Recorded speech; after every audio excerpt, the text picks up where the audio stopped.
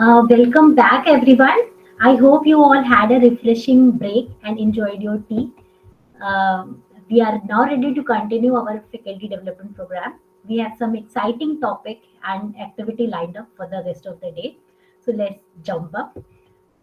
Before we begin, I would like to remind you, please keep your microphone muted unless you are speaking and use chat box for any question or query you have. Our facilitator will be monitoring the chat throughout the session and will do the best to respond to your queries.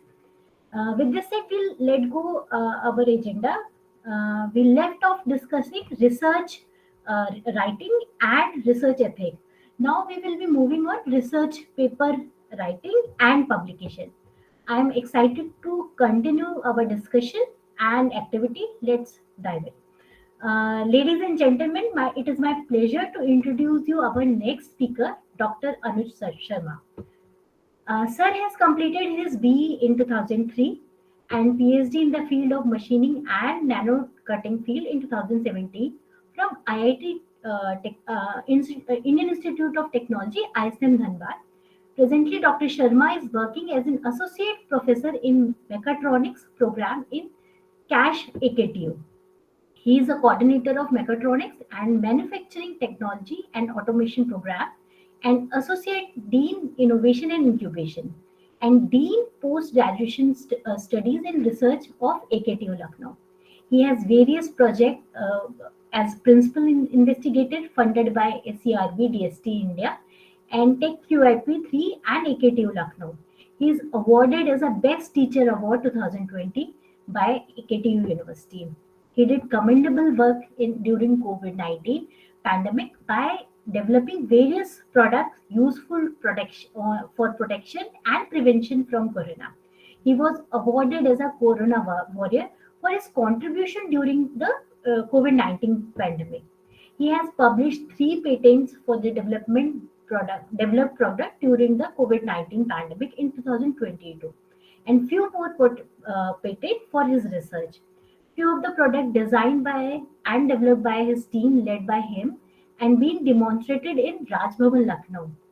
He has 70 plus SCIE and Scopus Index research paper published, presented in international journal and conferences. His research area are metal cutting operation, conventional and unconventional machining, soft robotics, bio-inspired robotics. He has worked as a question paper setter and examiner by various state public service commission in India. He has been awarded as a Research Excellence Award in 2017 by MT Research and Education Society India. He is a reviewer of many peer-reviewed journals. He is the lifetime member of Indian Society for Technical Education. I welcome you, sir, in this webinar and help us with the topic which is the most painful for the research scholar. Welcome you, sir. Thank you, Divya ma'am. And first of all, I would like to thank the director, principal ma'am of the institute, the organizers of this FDP, Banerjee Saab, Gaurav ji. I'm looking at the screen, Divya ma'am, and others who have invited me and provided me an opportunity to have interaction with you all and to share my experience, whatever I have. So thank you so much for inviting me, and thank you the participants who are here. So as Madam told, this topic is really very desirable for us because if we have selected our career as an as a teacher, so it becomes important sometimes when we go for the promotions and if you go to guide some scholars. So this is very relevant topic. So if you allow, can I share my screen? Yes, sir. I think your function is able. Okay. So I hope it is visible.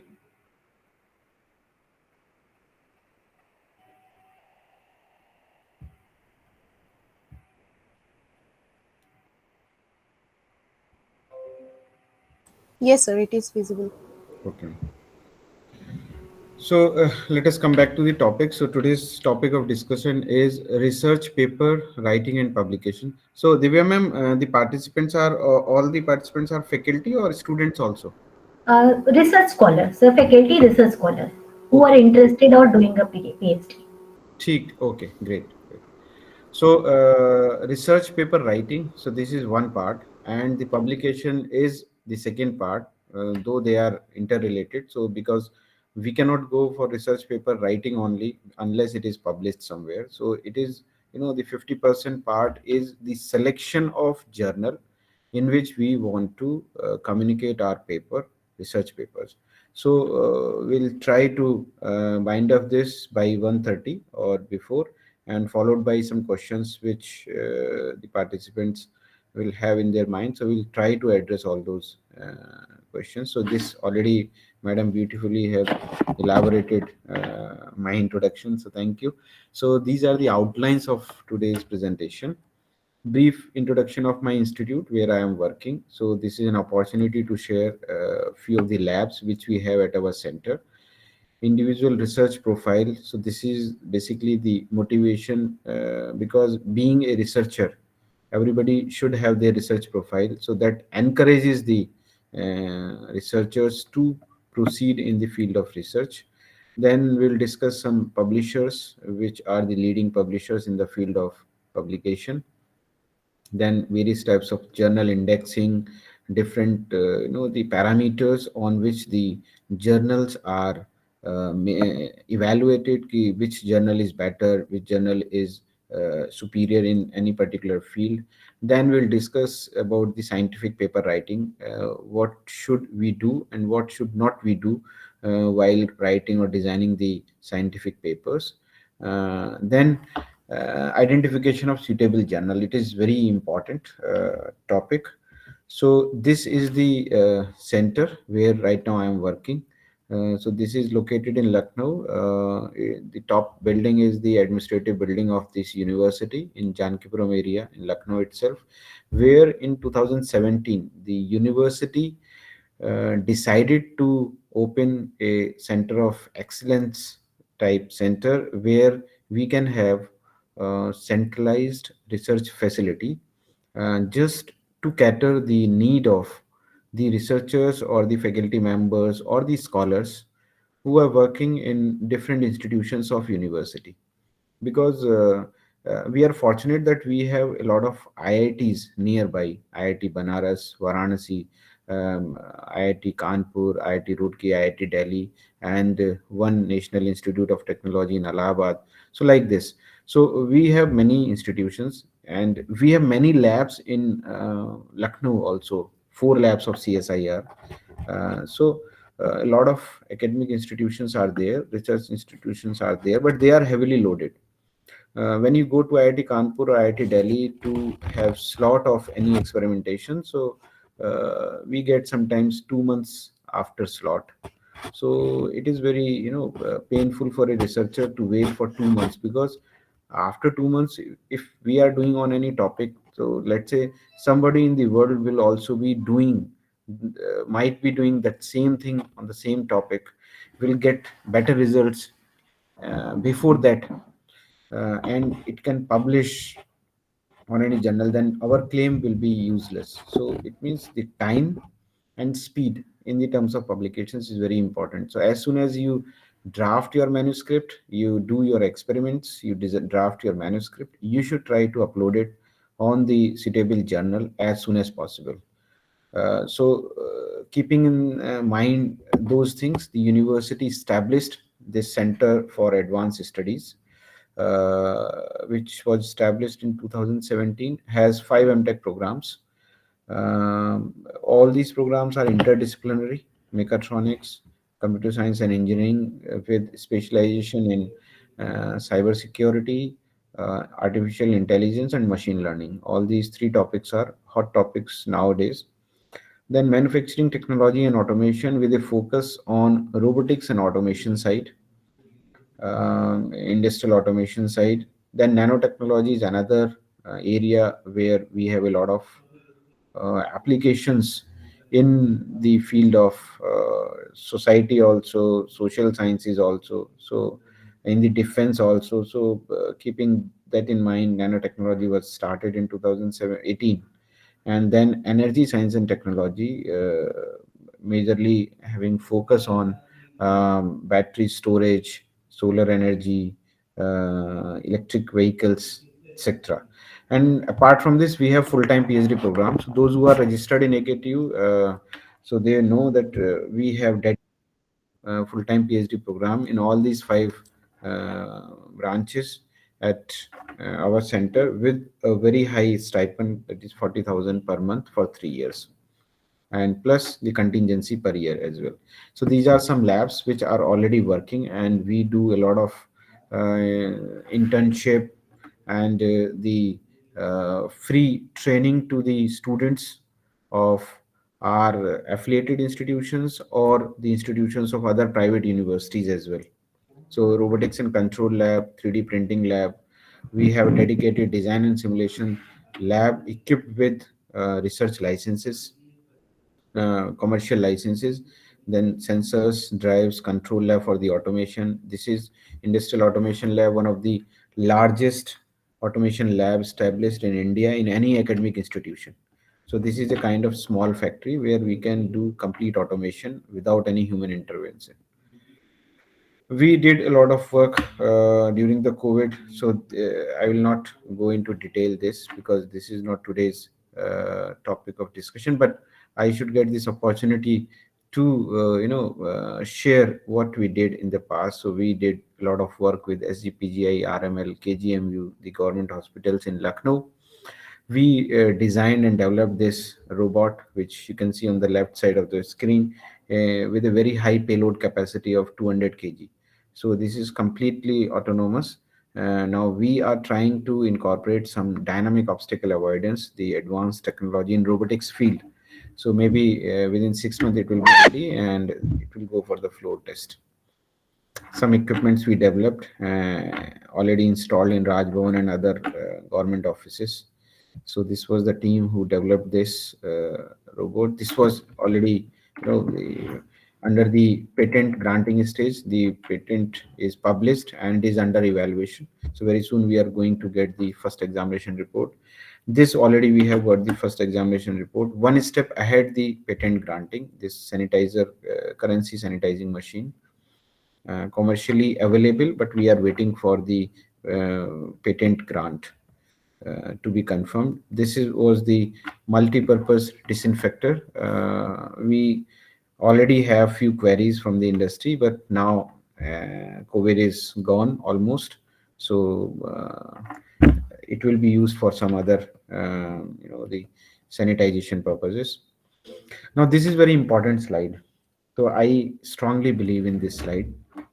So these are the six honest serving men. At Rudyard Kipling said, "They taught me all I knew.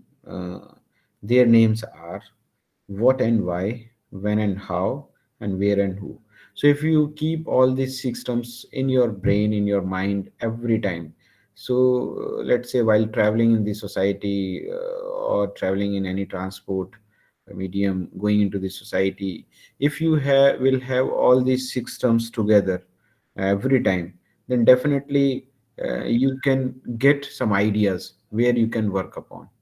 So these are very important terms. So wherever you go to any locality, you can see the man, the human mankind or the society which is facing some kind of problem. So we are technocrats, so it is our responsibility and duty to address all those problems. So can we be the right person to explore some problems out of this? So the research is started from this point. So when we start thinking, then we can get some innovative ideas, and if we have some resources, then we implement all those resources, try to implement the technology available, then we try to address the problem of the society and some solution comes. So that solution is the innovation. If it has some commercial angle, then definitely it becomes some innovation. So these six terms are very, very important.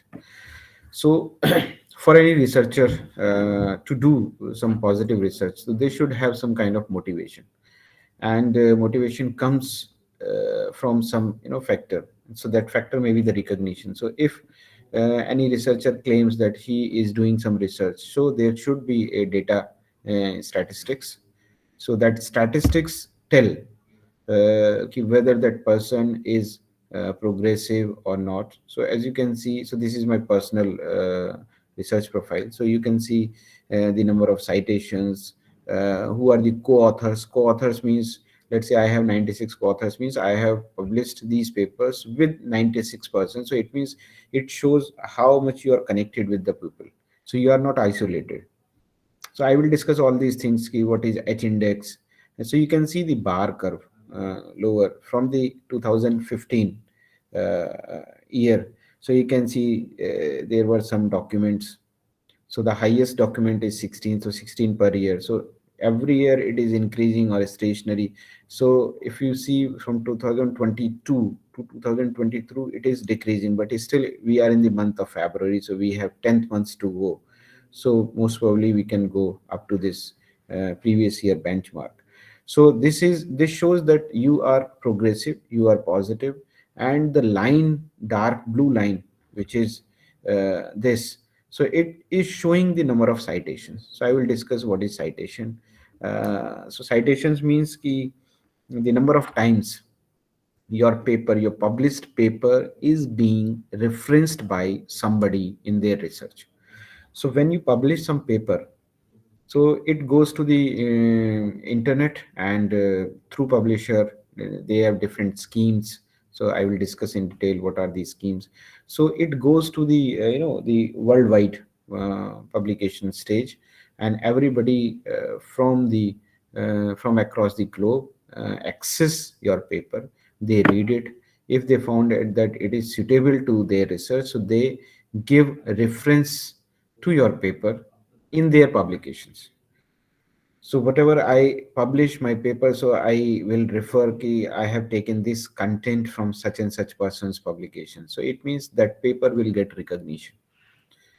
So it means, so this, if your recognition is increasing year by year, if your citations are increasing year by year, if your publications are increasing year by year, it means you are progressive.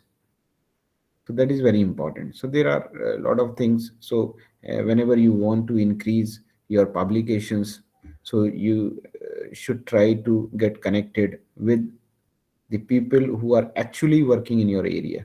And nowadays the people are just away from one email. So if you found anybody all across the globe, you found that somebody is working in Germany or Italy or Israel, wherever they are working in this area that matches with your research area, so you can just write an email to them showing your interest of participation. So if they found that your proposal is up to the mark, up to their standard, or in their for is falling in their research area, so they definitely accept the invitation and they respond. So like this, so this is the Scopus research profile. So Scopus is the database. So there are a lot of database, Scopus, there is Thomson Reuters Web of Science database, the Google Scholar database. So a lot of platforms are there. So this is one of the most authentic database, Scopus database. And this is the Google Scholar profile. This is it has some beauty actually. Scopus profile is paid profile. Actually, we have to purchase a membership from the Scopus, but Google Scholar profile is free of cost. So anybody who is interested to create his or her own research page, they can form a Google Scholar profile. So you can see on the right side, it has a listing of the number of citations. So number of citations here with the Scopus are different, because some papers which are actually not Scopus indexed, so they can also be counted here because it is the free profile. So but in Scopus only those paper citations will be counted which are actually Scopus indexed at least. So there are different types of indexing. I will come to this later on. So you can see the citations are listed here. H index is listed here. I-10 index is also there, and you can see the graph. So this is the complete biodata of any researcher. So on the left side, you can see the number of papers. Uh, this is the title of the paper, the authors, the cited by means this paper is cited by 417 persons all across the globe, and this is the year in which this paper was published. So this paper was published in 2016. So if you so just a minute, I'm sharing some screen. So if you, because you should know all these things, because they create interest in any. So is my screen visible, Divya ma'am?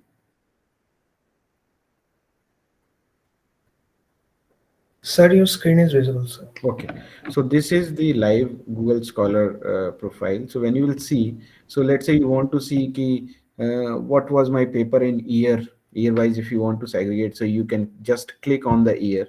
So this paper will be shortlisted according to the year. So you can see 2023 में कितने paper हुए, 2023 followed by 2022, 2021. So like this, if you want to see all the papers, the 1 to 20 is the rider, but if you want to remove it, you can see like this. And if you want to short it as per the citations, so you can see these are the number of citations. This paper has this much of citation, this paper has this much of citation. So like this, they are shortlisted. Now let us discuss the H index and I-10 index here itself. So H index and I-10 index are the important parameters which tells the the progressive nature of the scholar. So you can see H index is 21. Let's say, for example, here H index is 21. It means you can see if you scroll down the publications. So starting from the top is having 418. When you come down, so you can see the citations are decreasing.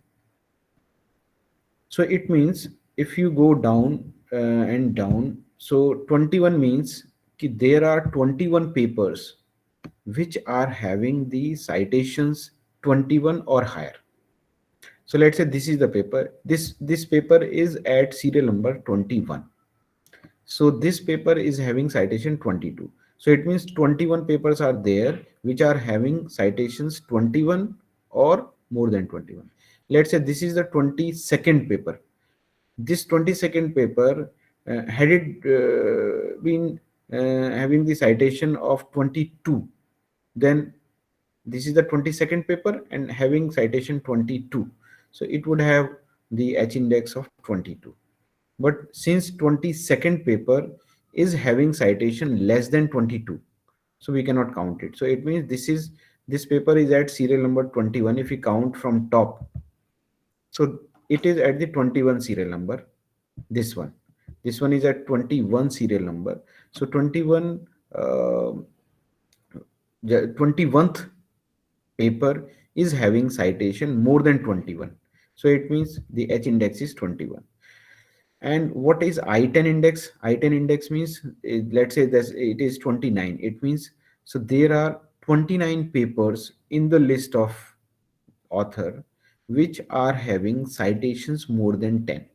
So if you scroll down here, so you just count the research papers which are having citations either equal to 10 or more than 10. So if you count it, you can say that there are 29 papers which are having I-10 index, the citations more than 10. So it means I-10 index is 29. So it shows the progressive nature of any uh, scholar. So this is my request to everybody, because you are the in the stage of publishing the papers, or you have published many papers. So this scholar profile is free to everybody, so no need to purchase anything. So you can add manually also. So if you want to add any paper, let's say you see that paper is not there, so here it is disabled. I don't know what is the problem, but it is disabled. So otherwise you can add manually also. You can go into the setting and you can add manually. So this was the Google Scholar profile. So Everybody should have this profile, and automatically you can have two modes. Either you can keep it on the automation mode, so wherever you will find your name in any paper which is being connected to your profile or your email id, registered email id, because it is verified email at cas.rs. So this is my official email id, so it is verified here. So whoever whichever paper will have this email id as a corresponding or author email id in that paper, so that will automatically be connected to this profile. So it is auto upgradation mode. So you can either you can keep it on auto upgradation mode, or you can keep it on manual upgradation mode. So it is automatically updated. So H-index already I have discussed. I10 already discussed. So created by Google Scholar, and it is used in Google's My Citations feature. So everybody can make it. Whoever has Gmail account. So I think that is mandatory, but I'm not sure. But you can check it. So it is the number of publications with at least 10 citations, and the advantage is it is free of cost. It is used, but disadvantage is I10 index is only used in Google Scholar. So in Scopus index, you will not get I10 index. So there you will get only the H index. Similarly, like individual researcher, we have I10 or H10 H index. Similarly, the institutions also have the H index. So let's say Faculty of Architecture is having 15 faculty members, and every faculty member is publishing some papers. So the total number of papers together, the citations of the total papers together will give the total number of citations for that institute. And the H index means accordingly the H number of papers which are having the citations more than equal to H or more than H. So that will be the H index of that institution. So similarly, you can see the profile of any institution, whether it is progressive or it needs some corrective measures, so that the publications should come yearly. Now, this is the slide which is having various types of indexing in which the journals are indexed actually. So it tells the quality of the journals. So journals are basically the a kind of magazine, a kind of research magazine, uh, which is published by some publisher. And journals can be monthly, they can be yearly, they can be biannual, means depending upon the number of publications in that journal. So what journals decide, they can decide depending upon the market need. They say ki, okay, we have very limited reader, so we will issue only one volume per year, or one issue per year only. So that will be the yearly journals. Some journals issue their volumes every month depending upon the need. If they have a lot of papers, so they can they can release their volumes every month, so 12 volumes per year. Sometimes what happens, you can see that there are volumes as well as issues. So in different volumes, they can publish more than one issue in a volume. So let's say they are having 12 volumes, means one volume per month. So then volume can also be subdivided into different issues. One issue, two issue, three issue. Let's say they want to release it in weekly mode, just like there are different magazines, Time magazine or India Today, like this. They are published or printed every week. So it means they have 12 volumes and four issues for each volume. So 48 editions they have per year. So like this, the journals also follow the same things. So sometimes they are annual, sometimes they are biannuals every 6 months, sometimes they are quarterly uh, volumed journals. So they are published by some publishers and dedicated to any particular area. So journals are generally having focus on any particular area, like Some journal may be focused on the architecture, generic architecture. Some may be focused on micro level detailing, like they can be focused on urban planning only. Some may be the structure only. Some may be on the aesthetic point of view, or some may be on the designing point of view. uh, so like this, so they can be narrowed, they can be the generic kind of. So let's say the journal of architecture. So journal of architecture means it can cover a lot of papers from every field of architecture.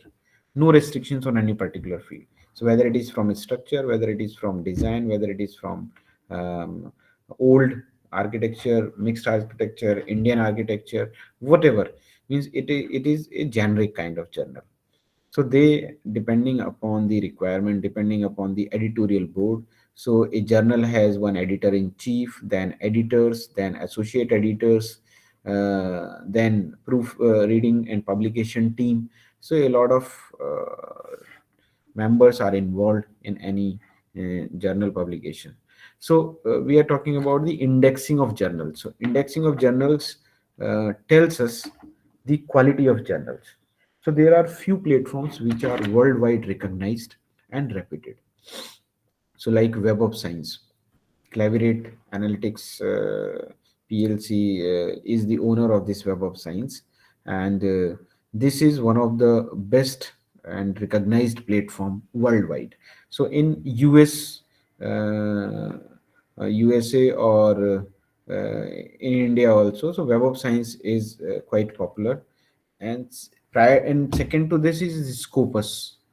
Scopus is generally owned by the Elsewhere. So Scopus is also the one of the most recognized platform.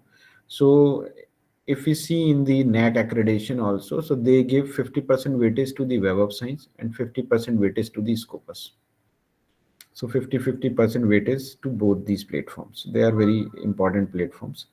So most of the papers which are of quality standards are indexed either in Web of Science or in Scopus or in both. So those papers who are actually science citation index. So if you see the next four indexing, these indexing, SCI, SCIE, SSCI, and AHCI. These four citations or indexed journals are of uh, highly reputed journals, uh, accepted worldwide. And science citation index means the science related papers, technology based, engineering based, all papers are cited in this science citation index. Then this indexing was expanded, few more journals were added into it, so then it became science citation index expanded. So right now it is SCIE, which is mostly used. Then the papers which are related to social sciences, they are cited in social sciences citation index.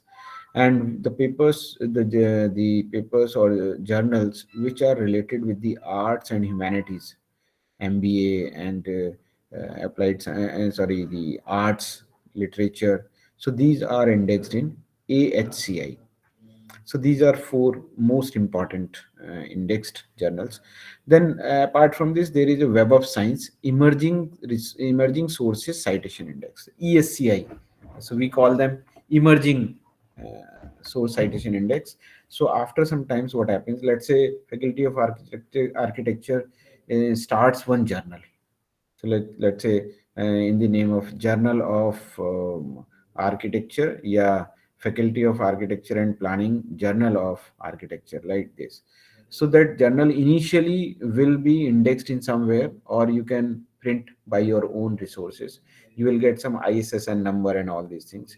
Then after publishing or running that journal for 2 to 3 years, then you will apply for the indexing. We depending upon your standards, depending upon your rigorous evaluation or review of the papers, So some publishers will, they consider your proposal, okay, we are agree with your standard procedure, and you are following the ethical rules and all these things, and you are maintaining the standards. So depending upon that feedback from the uh, researcher community, so they will consider your proposal, okay. So initially, the emerging sources citation indexing will consider your request, and they will give you the status of emerging sources citation index or Scopus index or Web of Science. Then after 2 3 years, when you will see that many good papers are published in your journal, then they approach the journal. Some editors can also approach your journal. They can say, okay, now your paper is already established, your journal is already established, so now it can be considered for the indexing in good journals. So then SCIE, Social Science Citation Index, or AHCI, they will approach, or you may approach them to index your journal in that indexing. And sometimes what happens, if this is a regular, review process. So let's say if any journal breaches the contract or ethical standards, so that can be retrieved or removed from the indexing also. So these are some high level indexings which we discussed. Now Google Scholar, this is free of cost. UGC Care is generally popular in India. UGC has released a list. So now has, made the provisions little bit flexible also, that they have told the publications are not mandatory for the award of PhD thesis like this. So few universities have adopted this, few universities have not adopted, because UGC can issue only the guidelines. Now it is up to the university whether they can adopt it or not. So it is up to their um, authorities to decide. So but my suggestion is ki always we should try to, publish our paper, because ultimately if we will publish our paper or our work, then only we can claim that it is our work. Otherwise, what evidences we have? Let's say we are doing something in our lab privately, and we don't disclose it with anybody else, and if unfortunately somebody, let's say independently also, did the same type of work and got it published, then our claim becomes useless. So we cannot claim that we have done this work. So it means we should be very much attentive, and we should try to get our work published in reputed journal as per the work requirements. So this was all about the indexing of journals, so different types of indexing. So indexing matters a lot. Now there are different publishers. Lot of publishers, reputed publishers are there. So many are Indian publishers, local publishers, international publishers. International publishers भी वो जो worldwide reputed हैं, every country recognized their name, like Elsevier, Springer Nature, CRC Press, Wiley, American Society of Mechanical Engineers, IEEE. So like this Pearson. So there are a lot of publishers which has their journals. So for example, let us try to understand this. Let Elsevier is the publisher. Elsevier has more than 1,000 journals. Elsevier has dedicated journal to architecture, in architecture also different subfields of the architecture. In mechanical engineering, if we talk about, Elsevier has a lot of journals on topic wise, like let's say on design, on thermal, on production, on machining process, on temperature, on the design of equipment. So a lot of journals are there in Elsevier itself. Similarly in Springer Nature also. So Springer Nature is also a big name. So a lot of journals are there. So journals, more than 10,000 journals are there with this Elsevier, with the Spring Nature, and all these are reputed publishers. like Royal Society of London, and many universities are also there, which are having reputed journals. So as I was telling, let's say faculty of architecture starts its own journal. So after some time, that journal can be indexed in SCI or AHCI or Web of Science or Scopus database. So they can start their own journals also. Now, journals quality is measured with the number which is known as the impact factor of a journal. So there are some agencies which issues this. So Collaborate Analytics is the agency which generally evaluate the journals on the basis of their quality, the persons which are interested in the journals for publication, their work. So it is a complete cycle, demand and supply. So let's say if, because this is the third party which is evaluating your journal. So any number of parties, external parties can evaluate it, but the party which is reputed and recognized by everybody on the basis of their standard method of evaluation, so that company's evaluation is you know uh, accepted by all the researchers. So if let's say I am Anuj Sharma, I will say ki, this journal is very good, so nobody will accept it because I don't have that much of recognition worldwide. Whatever Anuj Sharma has said, it is good.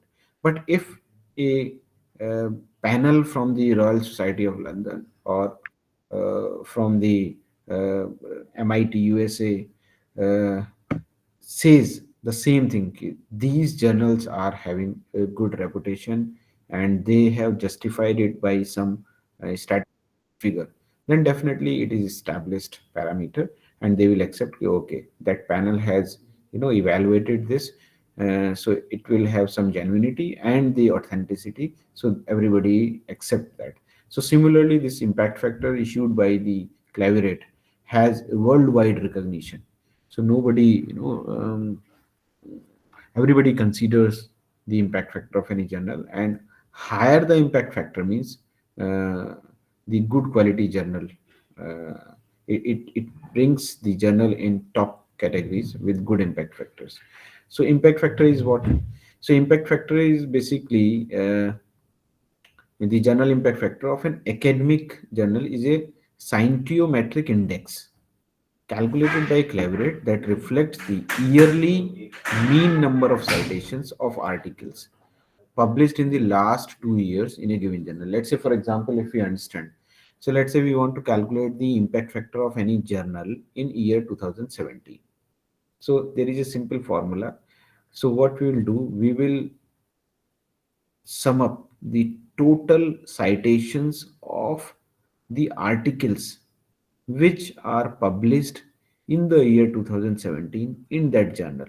Let's say there is a journal of architecture and total 100 publications are there. 100 journals, oh, sorry, 100 papers are published in that journal in year 2017. But every paper will have some citations.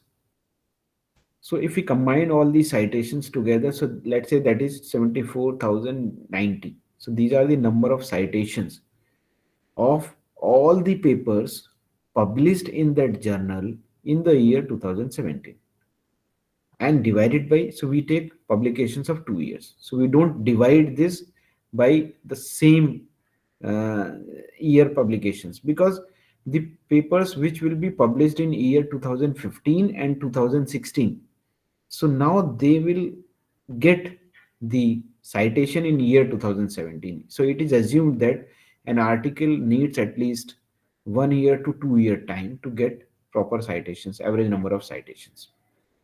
If we will publish that article today in 2023, so we cannot consider this article in 2023 citations calculations.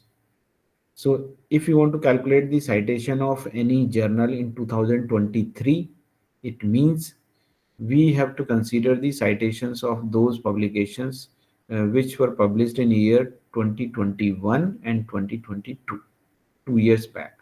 So that will give you a number. So let's say here it is number is 41.577.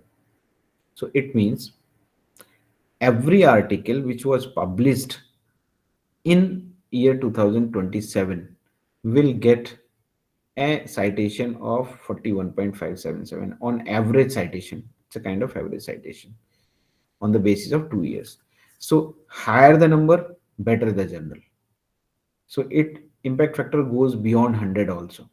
So previously it was near about 100, but now it has crossed 100. So many journals are there which has very high impact factor. But in average researcher community where we are actually living, so the paper which is having impact factor more than 2 is quite good, not very good, but it is okay, quite good. But if that journal is having citations, the impact factor more than 5, then it is quite good or better in our society. So if any journal is having more than citations, more than impact factor 5, so then it is considered as good journal in our, and good or commendable, we can say, uh, as far as the availability of resources are concerned. Now, this is another important parameter. Let's say ki in any field, let's say in the field of architecture, there are 1000 journals available worldwide, which are indexed.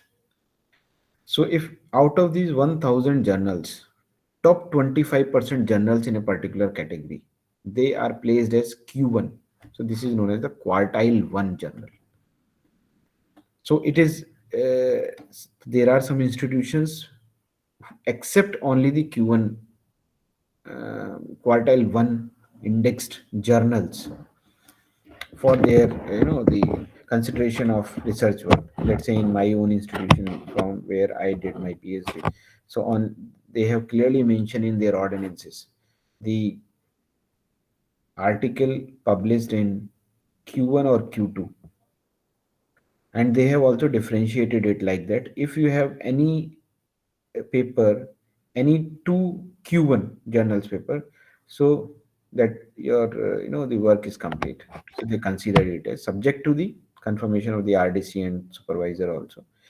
If you have Q2, so either one Q1 or two Q2, like this, they have placed some riders. So if you have four journals, so Q1, Q3 or Q4, then you should have four journals like this. So it means top 25%. So they have divided into four categories: the Q1, Q2, Q3, Q4. So top 25% journals in Q1, after that Q2, after that Q3, and after that Q4. So these are only SCI or SCI indexed journals. So there are different organizations also which divide this. Like there are uh, uh, they, other than Clarivate, the Scopus also release their own quartile category. But generally, the worldwide acceptance is for the SCI or Clarivate uh, classification regarding the journals. Now, let's say this is the journal homepage. So I would like to discuss this also. So let's say if you want to, go for a journal, so what are the informations available over there? So if you see, so let's say this is the journal homepage. So you can see this is the journal name, Renewable and Sustainable Energy Reviews. You can see this is the site score and this is the impact factor. Site score is also the average kind of citations, but it depends upon the last 3 years, and the impact factor depends upon the last 2 years. So it means its impact factor is 16.799. It means the average number of citations for each article, if you say on the basis of 2 years, it is 16.7. So it is a very good journal.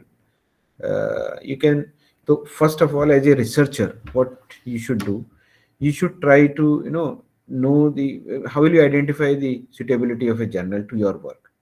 So for that, you should try to go for the about. About means this is the aim and scope. So aim and scope means it tells whether this journal is useful to you or not. So what is the aim and what is the scope of this journal, which type of work it can take or consider for the evaluation. So you can see that this is the, like, it is always there. You can see the view full aims and scope, you can see from here. Now this is the editorial board. You can see who are in the editorial boards. If you see the editorial board, who will be the editor in chief, who will be the editors, who will be the senior editors. So this is a team. You can see a complete list of the editorial board, and from this also you can, identify some prominent researchers in your particular field to whom you can contact. You can write an email to them for any collaboration, for any suggestion, or you can draft any paper. You can share with them through email only. Ki, sir, this is the work which I have done, and it is being forwarded to you for your kind comments, so that the quality of this work can be improved. So like this, you can, share with some prominent researchers. So they are always ready to give the comments if they are free. So now this is the abstract and indexing. Now you can, it is mandatory for any journal. So you can go to this and check whether this journal is indexed in SCI or Scopus or Web of Science, which database it is indexed. So you can see a lot of indexing is there. Scopus, Science Citation Index means SCIE, Web of Science, REPs, or academic research. So like this, though, there are different platforms on which it is recognized. So our intention should be to this category only, Scopus or SCIE. So if it is there, then it means it is a good quality, and many information you can see. So this is the, and these are the guide for authors. So you can refer this, what is, what are the rules, what type of format we should follow while uploading this, and you can create your account on these journals once it is finalized, and then you can go for the submit your article. So you can see the things of any, the statistics of any journal over here, and it supports open access. So I would like to discuss here also. So there are two types of, the paper publications. First is the open access, second is the subscription based. So there are two schemes with the publishers. So let's say, as an author, as a researcher, I have submitted my paper to this Renewable and Sustainable Energy Reviews journal through this login itself. Now they will get it reviewed by the reviewers. Then after reviewing, if reviewers said that it is very good quality work and you can, it is recommended for publication, then they will offer you two options. So either you can go for the open access. Open access means it will charge a fees from you to get it published. So they will say, ki, okay, the publication fees in this journal is 1000 US dollar. So if you will pay that 1000 US dollar from any source to the journal, so what journal will do? The journal will make that paper available free to everybody all across the globe, and maximum people will reach to your work. They will download it, they will read it, and they will, the if they found it suitable, then they will, what they will do, they will cite your work in their work. So it means you will get citations. So that is the advantage of open access. Disadvantage is, so you will have to pay money. So that is the one case. This is open access. Second is the subscription based. Subscription based means if you choose the then what will happen? The journal will not make your paper free to everybody. They will charge subscription fee from the end users, and the persons who will pay the fee to the journal can only download your paper. So it means your paper will get limited visibility. So whoever has the membership, they will get your paper. Otherwise, everybody will not get it. So your paper will go to less people and you will get less citations. So my suggestion is, if you have any funding, for publication, then you can go for open access. So like this, the journals collect the revenue. So if they make it open to all, then they charge with the authors. If they make it free to authors, then they will charge it from the subscribers. So like this. So all the information regarding the publication you can get from the journal homepage. So now let's say this is the first page of any research paper. So I will, take one paper. So this is the paper which is already published. So starting, so let us discuss from the top. So let's say this is the renewable and sustainable energy review. So this is the title of the journal. Then 53, this is the volume number. So it means it is yearly. It issues only one volume per year. So 53 in the year of 2016. This is the page number 779 to 791. This paper was there. So this is the journal name, Sustainable Energy Reviews. This is the title of the paper, the author's details, and the important thing is this. So this I will discuss more when we will discuss the identification of journal. So you can see the article history. So let's say this article was received on the journal site on 1st October 2014. Then it was reviewed and comments were sent to the authors. Then authors submitted the revised manuscript on 30th June 2015. You can see the time, October 14 till 30th June. So almost 7 to 8 months. Then after submitting the revision in 30th June, it was accepted on 17th September 2015. Again, after 3 months, it was accepted. Okay, it will go for publication. Then available online. So September to October. So it took almost 15 to 16 days for getting published online. So those who are doing PhD from AKTU, it is please make sure that your paper must be available online. Then it is considered in your PhD. Acceptance is not considered only.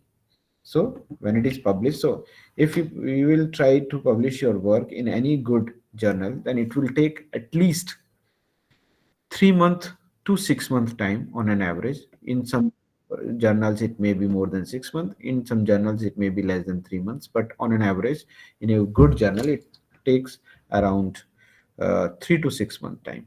Now because it is open, so I am also discussing how should we read out the paper quickly.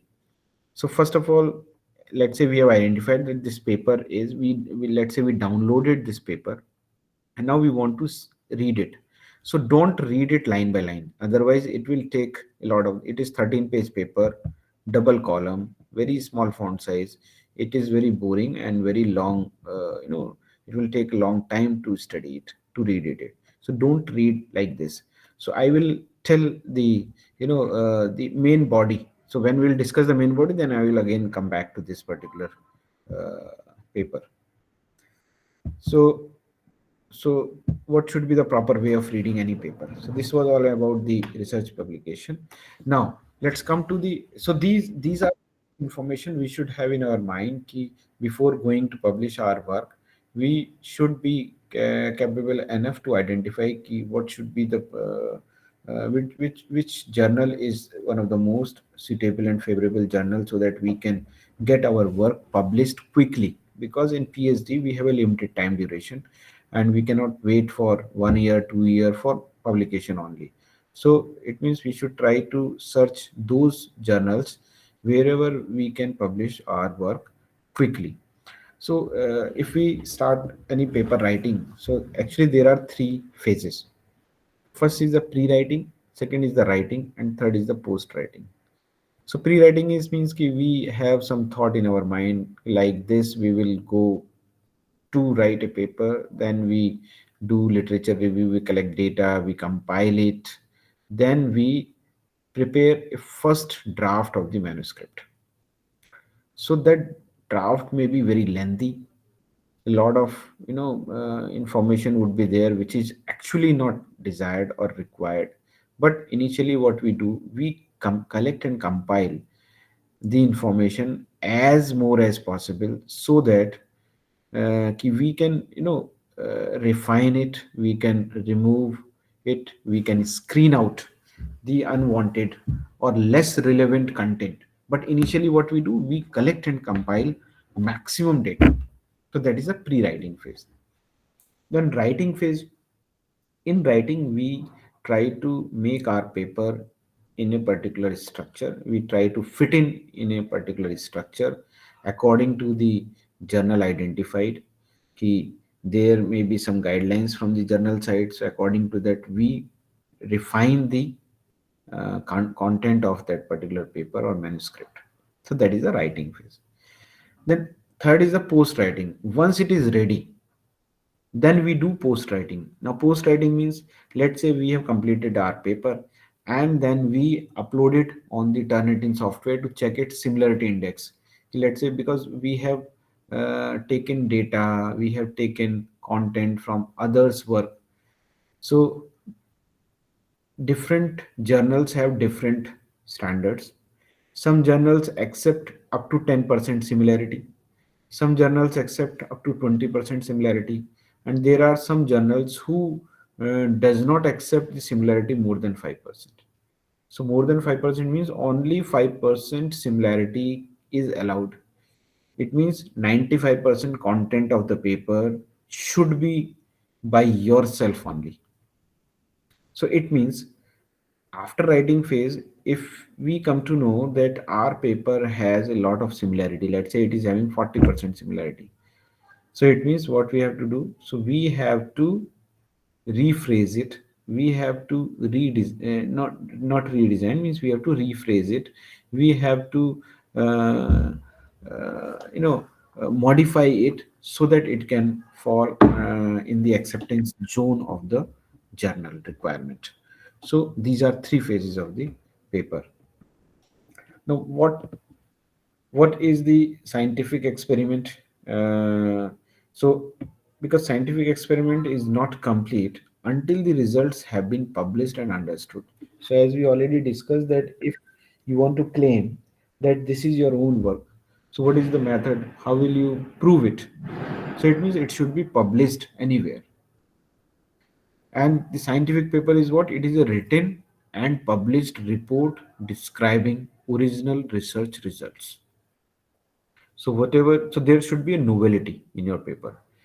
So if you want to publish it, then it should have a novelty, it should have originality, so it should be your own work.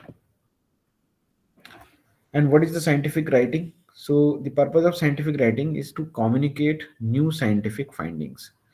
So it is not like that, let's say somebody has done experiment and it was published in some other journal, and now we are trying to replicate that experiment in our own lab on different setup with the same objectives, and if we do the experiment and if we want to get it published, it will not be.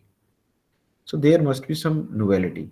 Let's say it is like that, let's say Newton has dropped apple and we are dropping banana, and we are telling that banana is also being attracted towards the center of the earth. So this is not the finding. So it means there should be novelty. So it has to be clear, and scientific writing means it should be clear, simple, and well ordered communication to transmit new scientific findings. So there should be a proper structure. So there is a proper structure I will discuss. Scientific writing must use proper English, because why English means it can be in any language. So there are few journals which are available in German, in French, in Chinese language, in Hindi also. There are some journals also there which are in Hindi. But if we want to, get the more visibility, wider publicity of our work, more recognition of our work on international platform, then we are not having any option other than using English. So it means that paper must be writing in English, and that must be proper English, uh, grammatical error-free English, and it should be concised and clear. So we should try to use the sentences as small as possible with a clear meaning.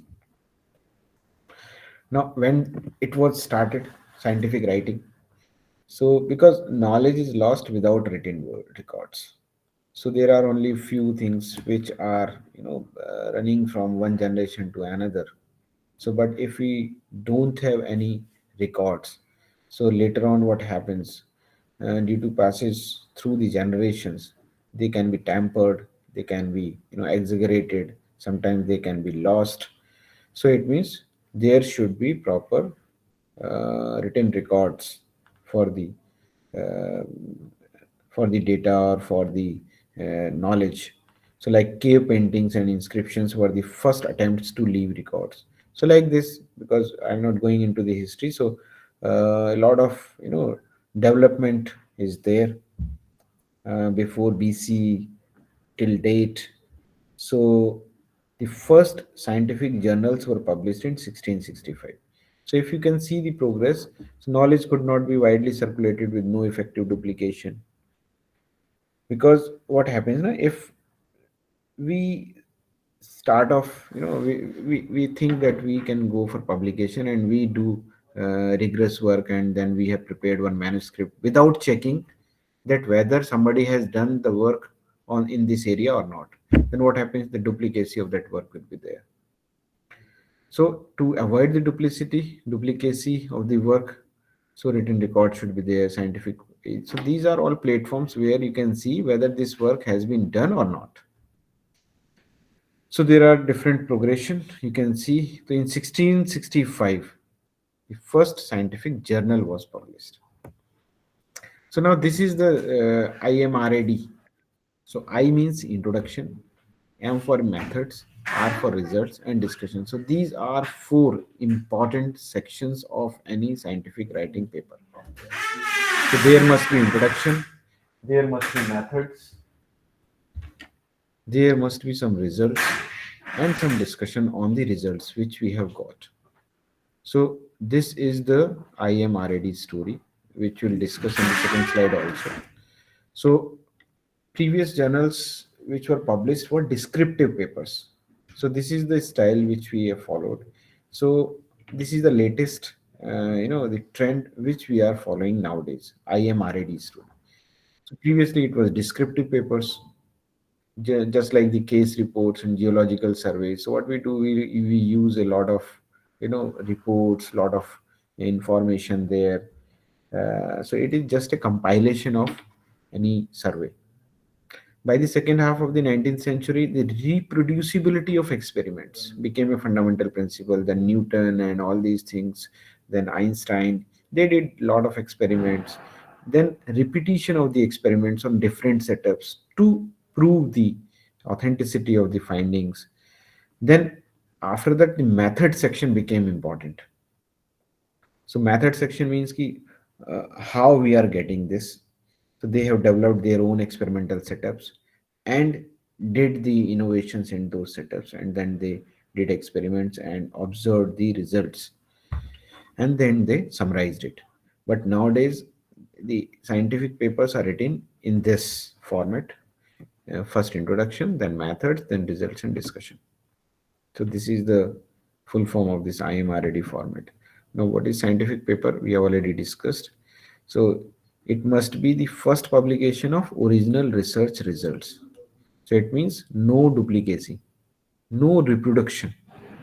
So there should be, it should be the first published original research results in a form whereby peers of the author can repeat the experiments and test the conclusions. Means ki there should be a proper methodology that should be mentioned in the paper, so that if I, as an author, have published some work, and let's say my student or my successors would like to repeat that experiment, so the proper information should be there in the scientific paper. So at what speed, at what force, at what velocity, or somebody has done this experiment, what was the specification of the apparatus, so that if they want to re-perform the experiments in their own laboratory, they can do it. And that should be in a journal or other source document readily available within the scientific community. So scientific papers should go to the various people which who are actually working in that particular area. So this is the definition of a scientific paper, more systematic, though we have discussed in layman type, but this is the documented definition of the scientific paper. So an accepted original scientific publication containing scientific information to enable peers means the successors, to assess observations, to repeat experiments, to evaluate intellectual processes. So means that much of information should be there, so that the next generation researchers can get the idea from that published paper, and they can reproduce the results, or they can use the results for developing some other innovative equipments in that particular area. Now there are some language points, because if you do a very good experiment, you compile the results, you have very good observations, but you do not write in a proper language. So poor experimentation cannot be masked by brilliant writing. It means experimentation, good experimentation is mandatory. So it cannot be if you are very good in English, brilliant writing capabilities person, but you cannot mask the poor experimentation. So it will be caught while reviewing. Also, poor writing can mask brilliant experimentation. If you have done brilliant experiments, but you have used poor writing, so that can mask. So it means in both the ways that paper will not be published. So there must be good experimentation, there must be excellent writing. Bookish English we have to use while writing the paper. Avoid complex sentence structures. So use simple sentence structures, as simple as possible. Use simple and clear English that is understandable to all. And always keep in mind that the paragraph is the essential unit of thought. So there must be linkage between the paragraphs, and there should not be a big paragraph. The 10 to 15 lines paragraph should be there. Your manuscript should be divided into the paragraph with clear cut focus of on the content. Now before starting to write the paper, these are some key points. First of all, record your readings. Whatever results you are getting from the experimentation, you should have proper records, you should have proper readings. Try to tabulate the data. Don't mention the data in the running test. Always try to use the tables, because the table is easy to understand, easy to analyze, and easy to evaluate. Now draw the graphs, because using graphs and tables saves the space, because in many journals they have restrictions over the number of pages and number of words as well. So we should try to use the maximum number of graphs, then we can elaborate it, so it saves the space. Keep a file to record summarize of results and any observation, however insignificant.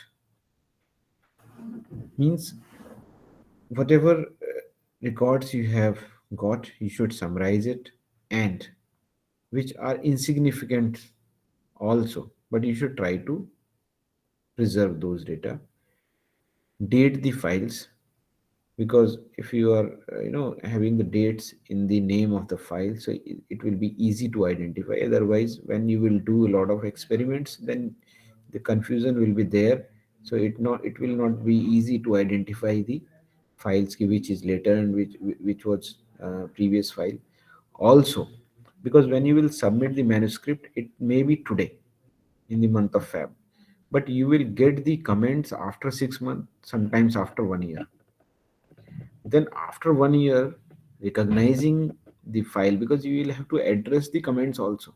So it means your record keeping methodology should be perfect, so that you can identify ki which file was uploaded at that time and what are the comments which we have to address. And why insignificant data to be preserved? Because sometimes what happens, they can ask any query and the data can be significant that time. And then revise your readings. You may need to repeat an experiment while you still have the materials.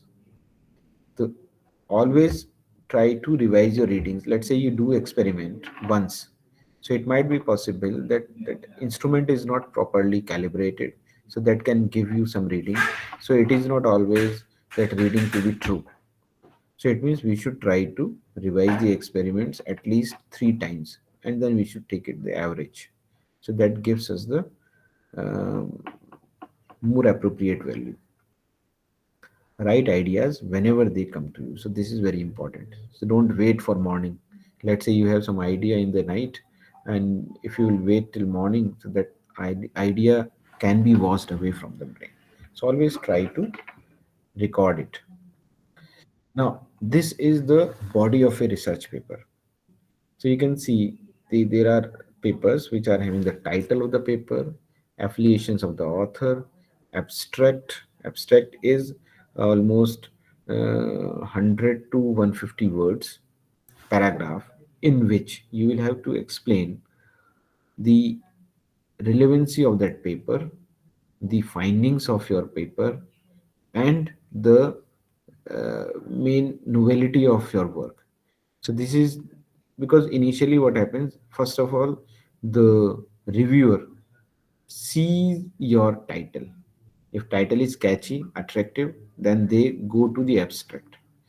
If abstract is well written, it is having small portion of 1 or 2 line of introduction, methodology, and this is the gist of your paper. And in the last 3 4 lines, what is your findings? So that decides the fate of your paper. After looking into the abstract, then the reviewer goes to the body of the paper. So abstract is first key where the reviewer, looks into it. But from the point of view of researcher, abstract should be written in the last. After completing your paper, then you should write the abstract. Don't write abstract at the beginning, because abstract is the gist. Unless your paper is ready, you cannot write the abstract. So abstract is written at the last, but it is read at the start. Then the second portion is the introduction.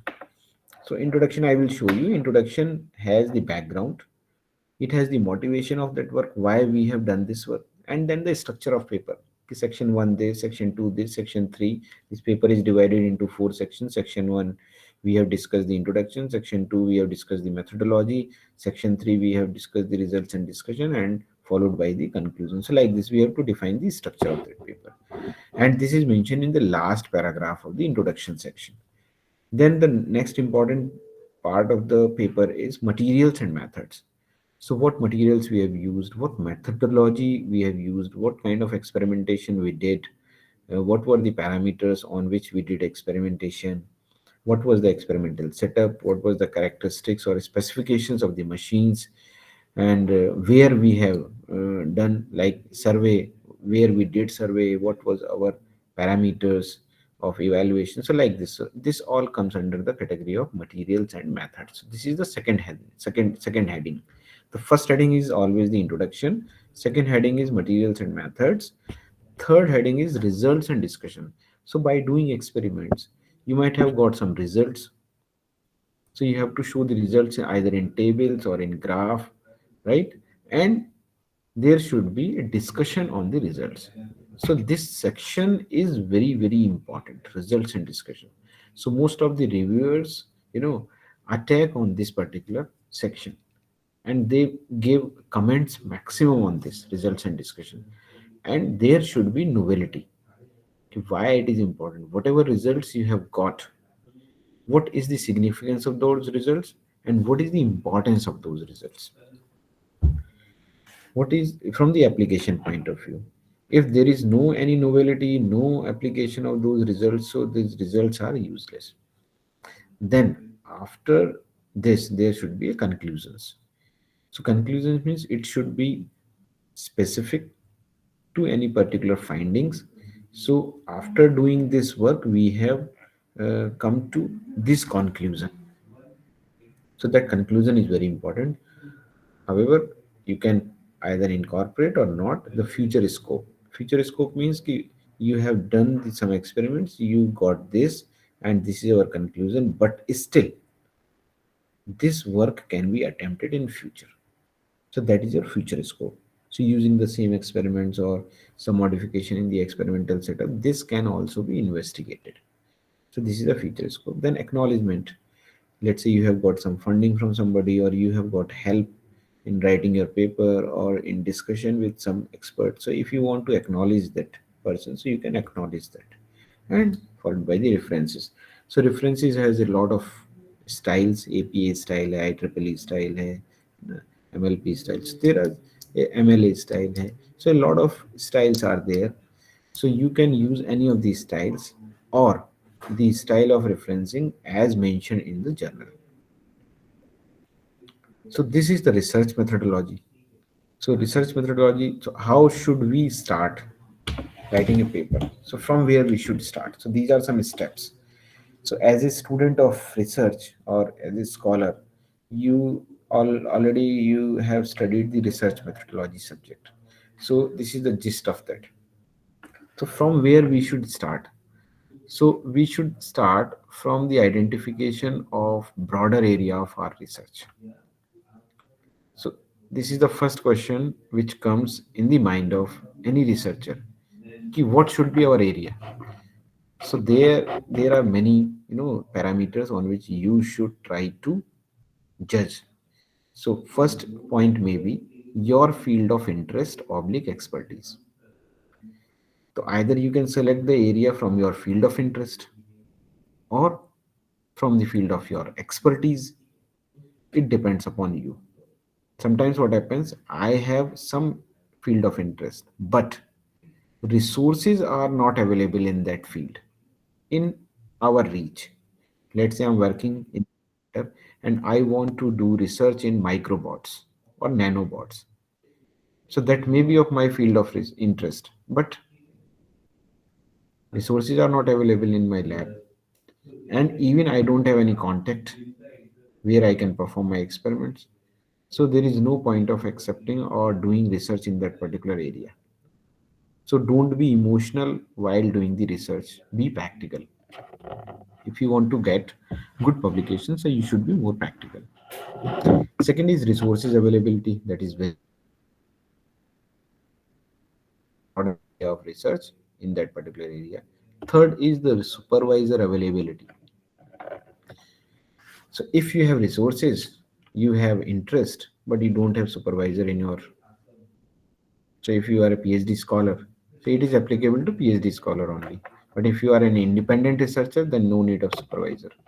But if you are a researcher, a scholar, then you need a supervisor. So supervisor from must be from the same field. Otherwise, what happens?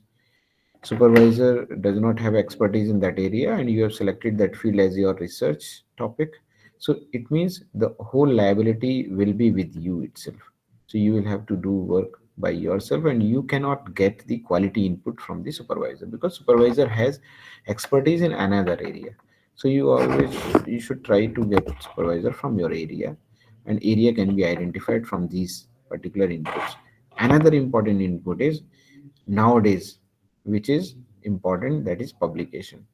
So don't choose that area where publication is difficult or that area has been saturated.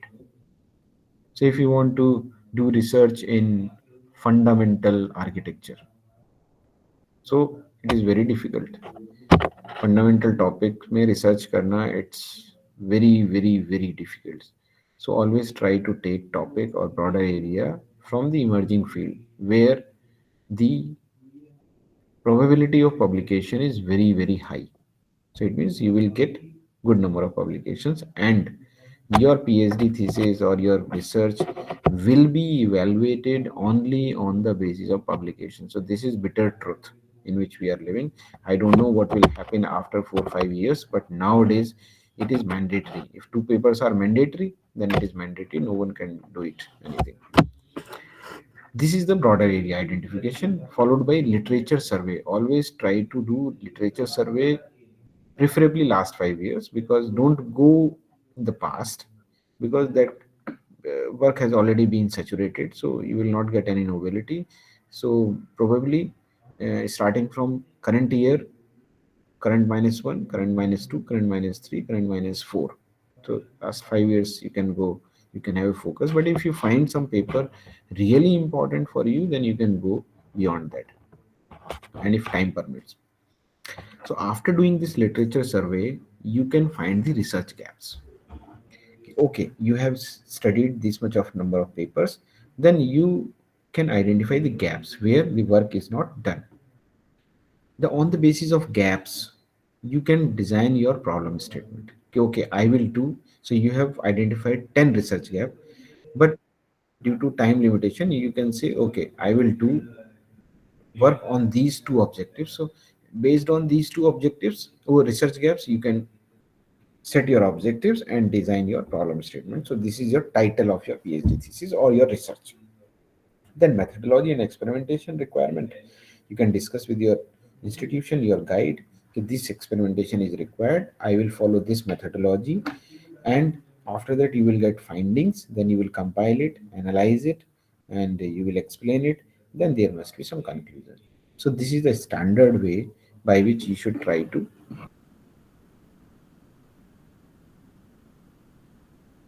से identify करें.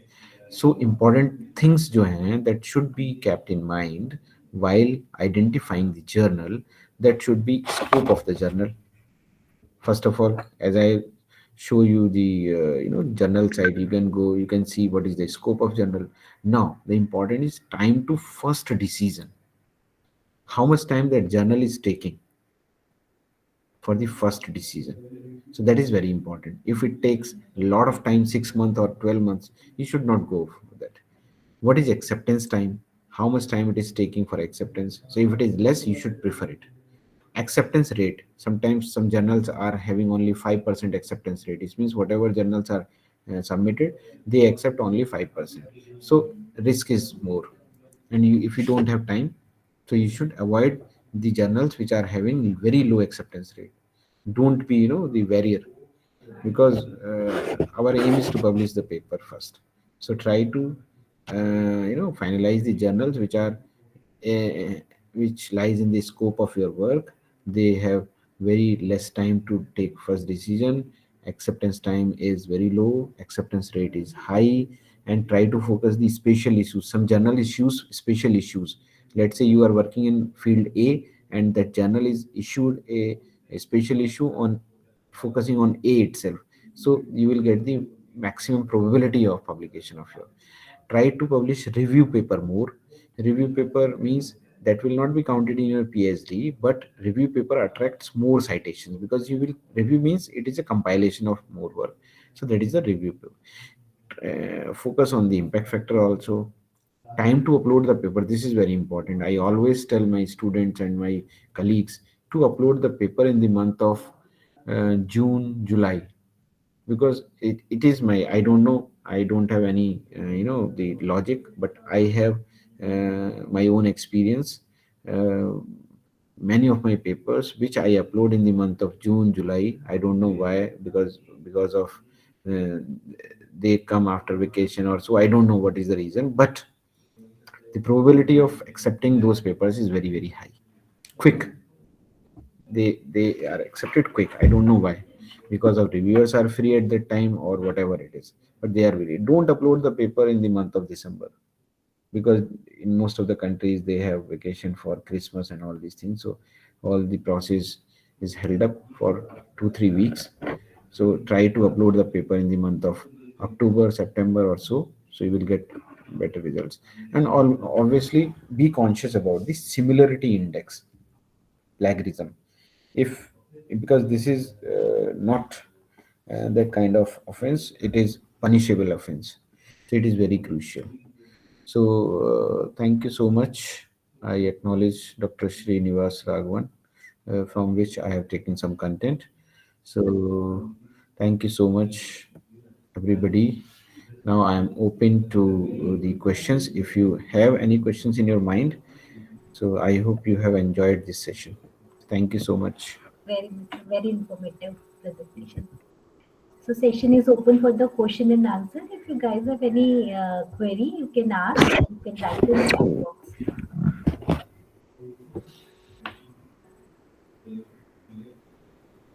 I think we don't have any query.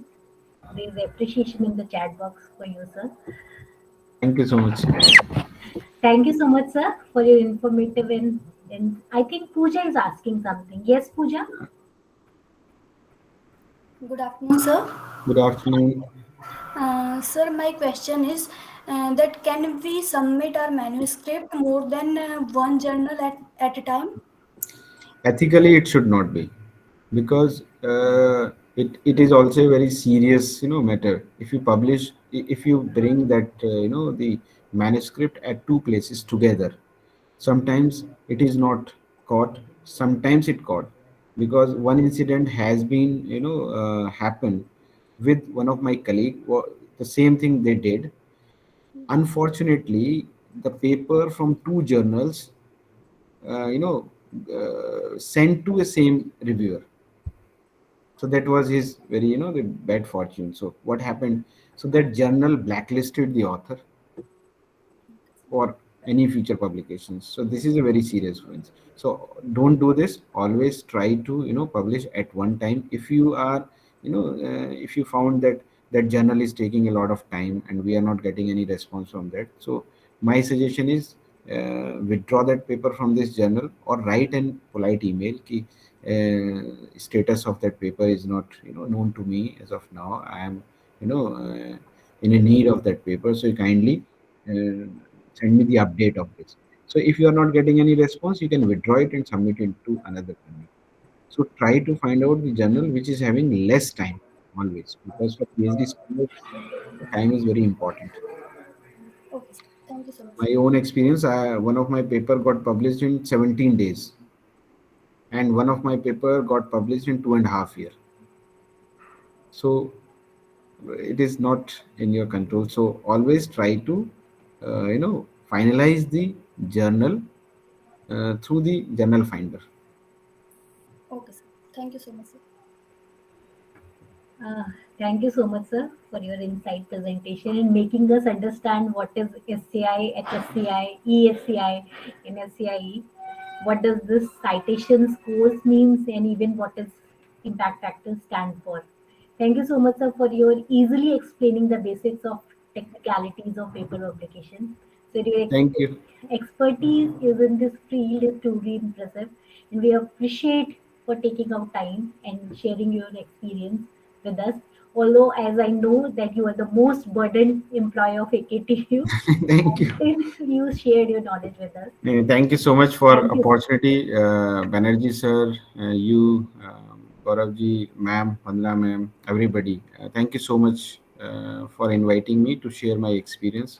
So it was a very nice experience working with you. I have done work with you people at few places and few forums. So thank you so much. It has been a very nice experience. So thank you once again. Thank Thank you, you. sir. Thank you, ma'am. Bye. Bye. Have a good day. And I wish very successful, congratulations to you for organizing this very, relevant topic, FDP. Yes. Thank you. Thank you. Bye. Have a nice day. Same here. So I think we can conclude this session, ladies and gentlemen. It is time for our lunch break. We can reconvene at 2:30 for our third session of the day. Please ensure you will come back on time. Thank you so much.